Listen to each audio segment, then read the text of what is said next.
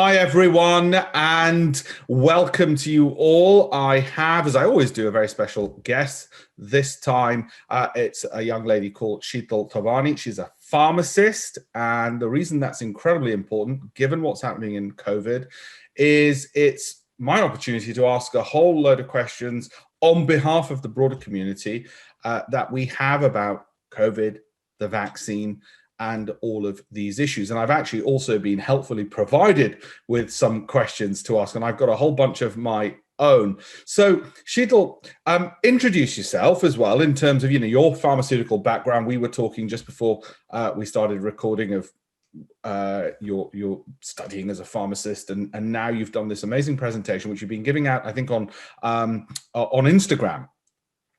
To the broader community. What were the reasons behind the presentation? Tell me about the presentation. Tell me about what you do and what motivated you. Well, hi, everybody. Well, thank you, Alpesh, for the very kind introduction. And, before we start, I think it's so encouraging that somebody as high profile as yourself, a trained barrister, a hedge fund CEO, and an advisor to 10 Downing Street, is taking the time to ask these questions. So I hope it will encourage more people to ask questions about this unprecedented vaccine. And, we're all learning together, so it's a journey for all of us.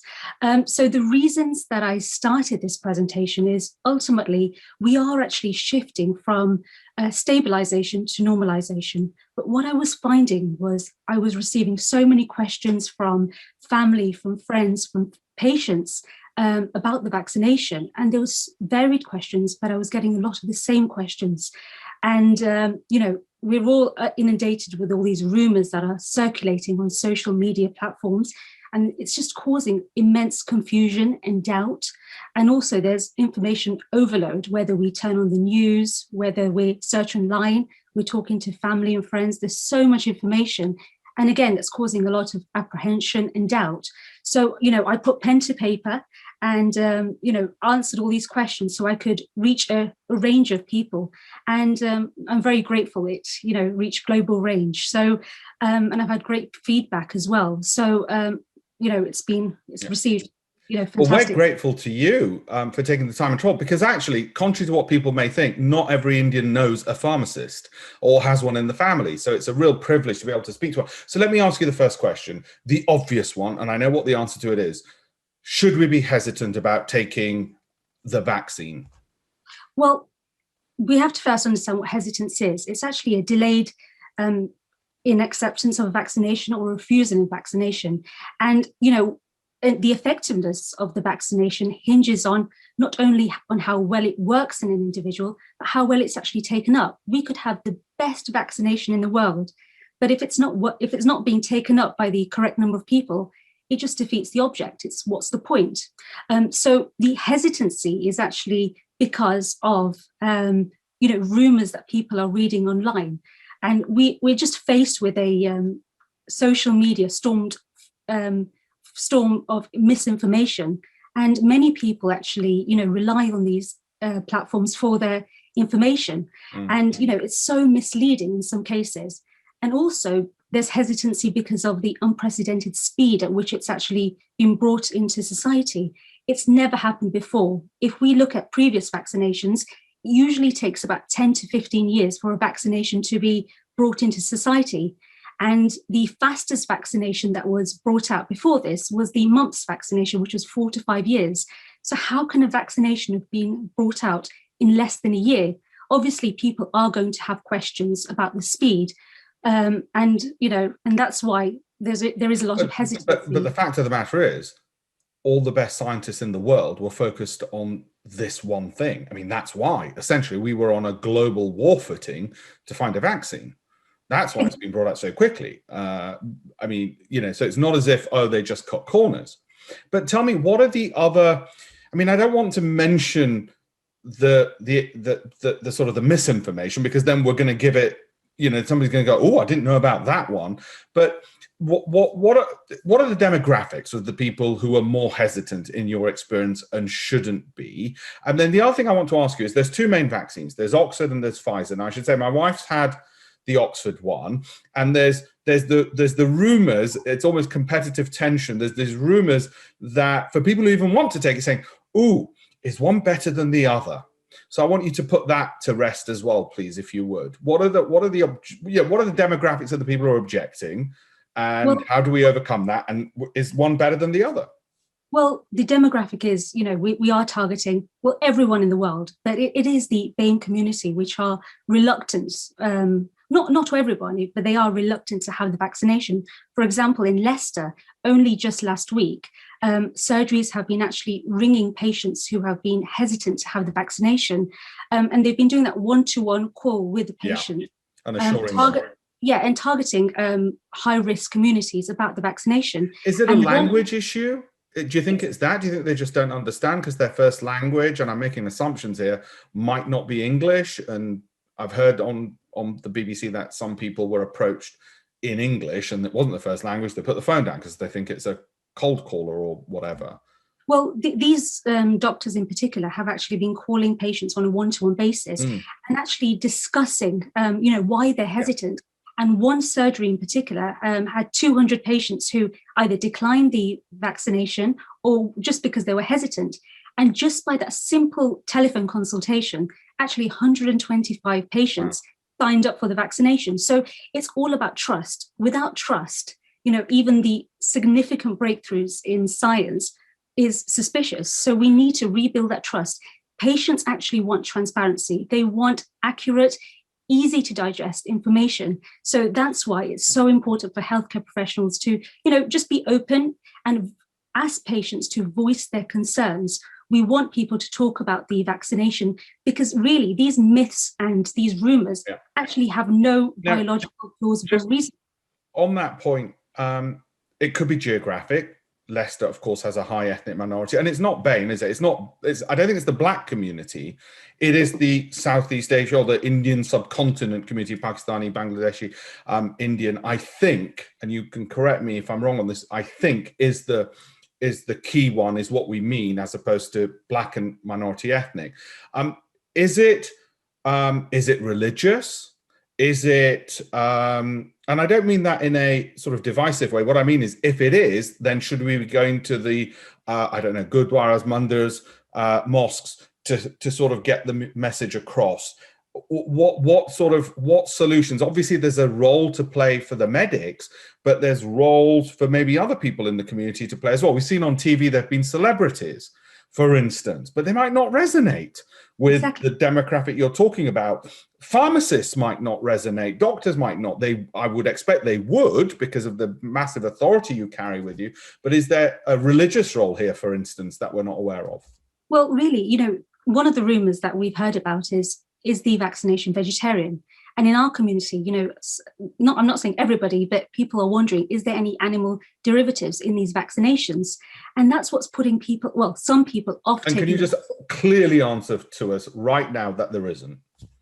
Okay, I can confirm there is no animal derived products in the vaccination. And there are religious groups have actually brought out statements, the Islamic community, the Hindu community, the Sikh community. So, do ask questions in your community about it. But there are no animal derived products in the vaccination. So I hope that clears that up. Good. And what else do we want to absolutely make clear, other than, Bill Gates is not tracking you if you take the vaccine? And, is there anything you want to get across to people and say, look, I'm a qualified pharmacist. I'm telling you, this is true. So you don't need to worry about. Well, without focusing too much on these rumors, I think we do need to actually touch on them, because that's what's causing the issues. So like you said, there is no trackable microchip going to be administered in us, and Bill Gates has nothing to do with it. Also, it does not change our DNA. That's another thing that people are so worried that, will my DNA be changed, or can it cause fertility issues? I mean, that's obviously a very sensitive topic. And currently there's no biological plausible evidence to show that it does cause fertility issues, because if I can just go into it slightly, what people are actually sending around on these social messaging platforms is that there's a component in the vaccination which resembles a protein in the placenta, but the difference is so significant that the vaccine will not attack the placenta. So there is no reasoning why that the vaccine would cause fertility issues, but I do have to say that because this is an unprecedented vaccine, we're still learning as we go along, and it's not been explicitly, seen long term. I would say, if you have concerns, speak to your GP. I think that's really important to understand. Exactly. If you're either trying to get pregnant or are obviously, speak to your GP, rather than your grandmother, let's say, or grandfather for that matter. And all these WhatsApp messages, please don't believe. Speak to healthcare professionals, or read journals, or read evidence-based information. So, well, it astounds me. People can work WhatsApp, but they can't seem to work out the NHS website. Which you'd think is pretty straightforward to do. The other thing I want to ask you is, in terms of Oxford and Pfizer, and I know people can't choose. They can't say, no, I only want one, not the other. Again, can we lay the rumor to rest? They're both good. Take whichever one you're signed up for. This is the most asked question, is which vaccine is better. Now, in context, I've been administering the flu vaccination for years. Right. And not one person has ever come to me and said, so which flu vaccination are you giving this year? It's never been asked. Whereas this one, everyone is a scientist and everyone wants to know, which is fine. I think it's built up a lot. But you have the Pfizer vaccination, you have the Oxford AstraZeneca vaccine. And I'm not sure if you've heard today, the Health Secretary, Matt Hancock, he's actually said there's a new vaccination, Novavax. And that has, they've ordered 60 million dosages. And it's actually effective not only against the strain that we have here, but also against the South Africa variant, which is the B1351. That's very encouraging. But let's talk about the Pfizer and the Oxford AstraZeneca. Both are deemed safe. Both have, undergone stringent testing. And if we look at I think people are very concerned about the figures. So the Pfizer vaccination in clinical trials, it was said it was about 95% effective, whereas the Oxford AstraZeneca was between 62 and 90%, with a weighted average about 70.4%. Now, these figures, I know you like your figures, but these figures, it's not a like-for-like comparison because the pharmaceutical companies are haven't shown how they are measuring trials. So we can't say, because of these figures, I can pick this one. It's not right. So ultimately, I would say to anyone, if you're offered a vaccine, have it. Exactly. But I would say that, like I said, both are deemed safe. Both have very few severe side effects, and both require 2 dosages. So it's a win-win situation. Yeah, exactly. Well, like I said, my wife just had it, and my parents have had it as well, and they had no, they were just like normal. My wife for 24 hours, she had, as some people do, had a bit of a fever and all the rest of it. And I think, people do say, look, don't think you're going to go to work the next day, just in case, go a bit. But I'm like that with the flu jab, exactly. The next day. And that's actually your body actually just, building up immunity and making those antibodies against the infection. So it's actually a good thing. It's nothing bad. Yeah.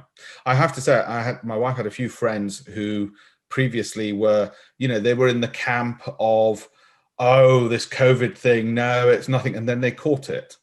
And after they caught it, they became the biggest converts and evangelists for the vaccine and for making sure you take care. So on that point, let's say you've got the vaccine, either 1 or 2 doses. I think most people pretty much have only had 1 dose so far.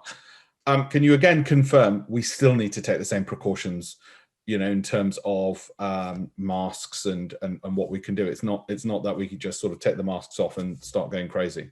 Yeah, exactly. Like we said, that many people are still waiting for their second dose, or even in my generation, people are waiting for their first dose. And the big question Can I just say, I'm waiting very proudly. I'm proud to say I'm waiting for the first dose, because it's now become a bit of a status symbol about youth. Obviously, they've missed me and they've misquoted my age or whatever. And, I should have been done in about January, probably December, as a first, high risk batch based on age. But yeah, I'm proud to say I haven't got it yet. As well? Sorry? I was just going to add, I actually had my vaccination quite early on because of obviously my profession. Your healthcare, And I was, when I received my appointment, I was so excited, as I'm sure many people are. But it actually dawned on me, that the 24 hours before having the vaccination, I started to myself think about these myths and started to think about, whether it's safe. I'm allowing something to be administered into my body. Is it safe? Yeah, and, when I started to actually read reliable sources, I went into the vaccination center actually calm and relax. And I was really hoping that by, the literature I've written, I hope people actually can go into the vaccination center and have that sense of calm rather than it being an inconvenience or a burden. Yeah. So and I've heard, sorry, go ahead. So good luck with yours. Yeah, thank you. Well, I've not even received a letter, so I'm feeling younger by the day, because obviously as each day goes by and I'm not called up, I'm thinking, I'm not as old as I thought I was. But on a serious note, obviously I'm keeping the precautions that the government requires, but I won't be changing that behavior. And your advice would be that, presumably, just after I have the jab, don't change your behavior in terms of 2 meter distance, face masks, stay at home, which are the rules at the moment in England, of course. Of course, by just having the vaccination, we can't turn off the coronavirus switch. It's not that easy. We still have to do all the protective tools, wash your hands, social distance, wear your face mask. The reason being is we do not know as yet the transmission of the virus post-vaccination. It's still unclear. And also we have to be very mindful of those in our society who have compromised immunity, those who can't have the vaccination because of allergies. So we still have to protect them as well. And also, I'm sure you've heard about these variants that are, flying around. The mask will help against those, but yet we don't know if the vaccinations are going to help. So we have to be very cautious still. So the advice is have the vaccination, but still, use the other protective tools that we have, and that will help us get out this pandemic much more quickly. Yeah. When do you think things will return to normal? Well, I mean, what's your... Well, that's I'm asking you to take a guess because you're not, a statistician or in government. What do you think as a gut instinct your hopeful case would be? Well, you see, right now, because I'm seeing so much hesitancy in this vaccination, I've always said it's like we're fighting two pandemics, that of the virus and that of the hesitancy. And, if we can overcome that hurdle, I think, we'll soon be looking at easing of restrictions, but hopefully coming out of this pandemic. I want to say end of the year, but, I don't want to make any assumptions. Do you think they should make it mandatory, backed up by fines, or, dare I say it, and I'm not advocating this in case I get hate mail, prison sentences if you don't do it? Sorry, do what? Would you advocate that for people, the law should be changed, that it's mandatory? You have to have vaccination. Yeah. I 100% agree. I mean, how can we come out of this pandemic if we have people in society who have not had the vaccination? We need everyone on board, and we all have to play our part to really ultimately get us out of this. Now it's our one-way ticket out. So we need to work together. No, absolutely, because there isn't another solution. It's not that magically going to go away. And we can't forever be in lockdown. This is it. This is, unless everybody expects we're going to be in this lockdown scenario for the rest of our days. This is the only hope and chance we've got, dare I say, for human civilization, without making it sound too dramatic, because without it, that's it. You've got this fantastic presentation. We'll make sure around the video we put the links to this, and so people can see it. What other messaging do you want to get across that you've not had, that I've not raised so far? Well, is anything in particular that you want to know? Is there anything about the vaccination that you want to know? The thing is, I'm so in favor of it that I can't even comprehend what somebody, it's difficult to put myself in the position of somebody who is hesitant and doesn't want to take it. Maybe because, I don't know, I did science A level, so I feel I'm trusting I trust science over emotion every single time. Okay, look, let me ask you about the virus mutations. So let's say I take this vaccine. Chances are, I've got to take the second dose. I might need to do an annual booster, but that's not a reason not to take this one, is it? Exactly. The vaccinations currently are actually effective against the virus, our current variant. But we are actually studying the new variants that are coming out from South Africa, from Brazil. But what the scientists can actually do, they can make tweaks to our vaccination. It's so easy. So it's not a bad thing that we have a booster or a biannual annual vaccination. We do it with flu jabs, don't we? Exactly, we do. So it's the same thing, really. And we haven't cured the flu or the common cold because, you know, it comes in different varieties. And do you think this is going to be something we're going to live with, like the flu? Personally, I do think. I think it's, you know, it's not going to just go away.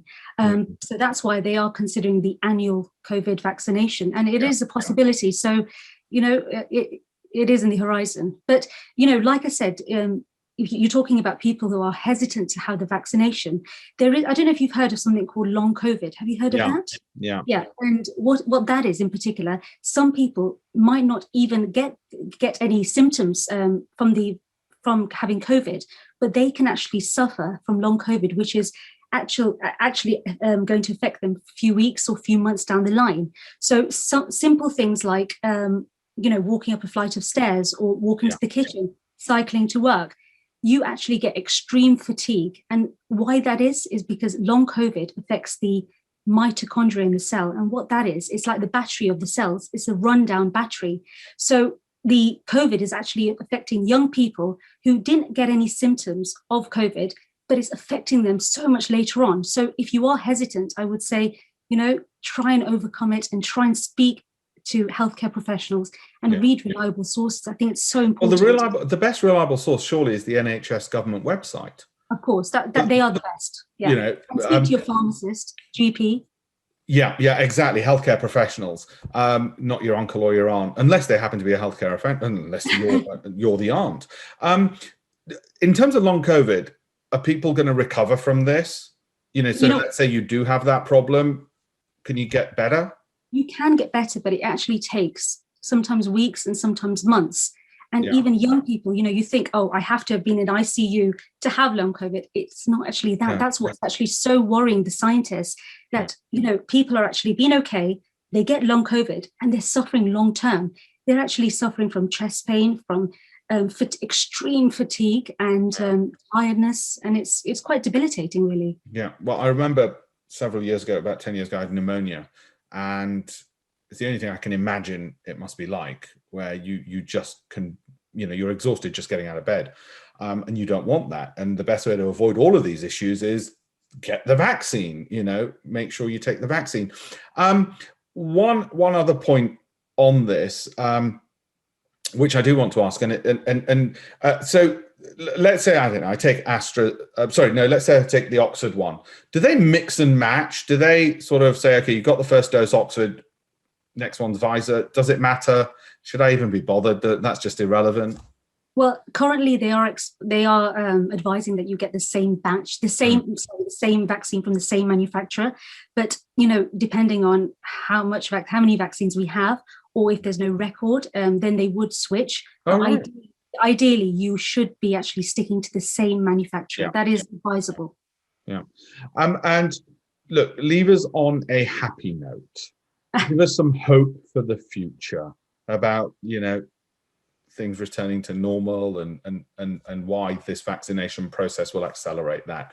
Give us something joyous, because every time we see all the news reports, of course, you know, there's a lot of people who just switch it off, which is part of the problem, because they say, I don't want to hear how many people just died today, you know, and of course they don't. And maybe on the news, they should do a good news story. This is, you know, Mrs. Jones, she had a vaccine and now look, she's, you know, sort of in her garden doing laps or whatever. But give us some good news, either that you've personally come across or from your, you know, from your knowledge of the science of it all.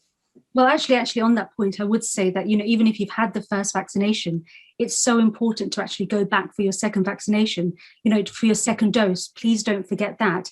You know, we think that, you know, by having the first dose, it's all okay, but it's not. Our body needs that second dose for that stronger immunity. So make sure you do go back for your second dose. I mean, I'll be absolutely honest. My sister-in-law had the first jab. She's in her 30s. She was, you know, fever, wasn't very nice for her for 24 hours. Thankfully, only 24 hours.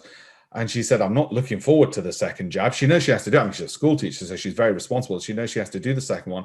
And I have to confess, and it might help people to know this, she's not looking forward to it. It's, you know, some people are looking forward to it, but she's thinking, oh, I don't want to. I mean, I don't look forward to having the needle jabbed in me, even if it's for the flu. But again, to those people, it's okay, you're not looking forward to it. But look, you've just expressed how important it is to have that second dose.